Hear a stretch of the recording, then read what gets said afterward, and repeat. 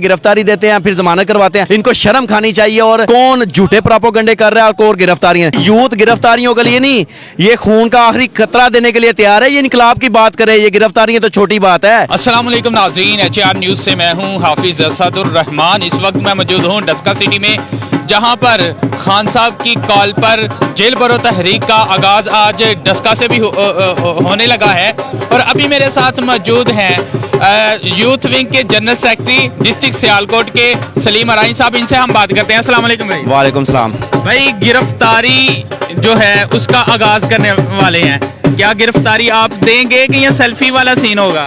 मैं आपको चीज बात क्लियर करता चलूं, ये खान साहब ने छोटा फैसला किया है गिरफ्तारी का। ये यूथ गिरफ्तारियों के लिए नहीं, ये खून का आखिरी खतरा देने के लिए तैयार है। ये इनकलाब की बात करे, ये गिरफ्तारियां तो छोटी बात है। गिरफ्तारियों से अब चले जाएं, ये गिरफ्तारियों से भाग चुके हैं। इंशाल्लाह इनको ये खान साहब अगला कदम उठाएं और इनकलाब की तरफ आए। ये नौजवान, ये यूथ आपका इनकलाब लाने के लिए बिल्कुल तैयार है, अपने खून के आखिरी कतरे तक। लेकिन हम देख रहे हैं कि कुछ सोशल मीडिया पे वीडियोस हैं, जो पुलिस वाले हैं वो ऐलान कर रहे हैं भाई जिसने भी वैन में बैठे हैं आकर बैठे हैं, लोग जाते हैं सेल्फी बनाते हैं फिर वापस आ रहे हैं।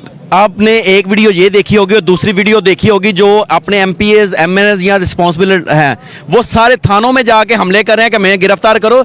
आपने जो वीडियोस देखी हैं जहां ऐलानात किए जा रहे हैं, उधर मुझे एक क्राउड का एक बंदा भी दिखा दें। सिर्फ पुलिस के चंद बंदे खड़े होते हैं, ऐलान करते हैं, एक वीडियो बनती है। ये गवर्नमेंट शुरू से, ये सिर्फ और सिर्फ ड्रामा, ये गवर्नमेंट शुरू से सिर्फ ये प्रोपेगेंडे और ड्रामे पे चलती है। ये अब मैं एक चीज़ क्लियर करता जो खान ने सबको वेल एजुकेट कर दिया हुआ है और हर चीज़ को रियलिटी का दुनिया को पता है कि कौन झूठे प्रोपेगेंडे कर रहा है और कौन गिरफ्तारियां। और ये कौम खान के लिए गिरफ्तारियां देने के लिए तैयार हैं, ये पकड़ते नहीं हैं। अच्छा, गिरफ्तारी हो जाती है तो उसके बाद क्या आप बेल के लिए भी अप्लाई कर देंगे साथ ही? देखिए जी, मैं एक चीज़ आपको क्लियर करता चलूं, जो ये गिरफ्तारी है ना, ये एक एहसास दिलाना है, शर्म दिलाना है। ये जो मुल्क में लाकानूनियत हो रही है, ये नहीं कि अब हम दहशतगर्दी के पर्चे का आपके अब जेलों में रहना है।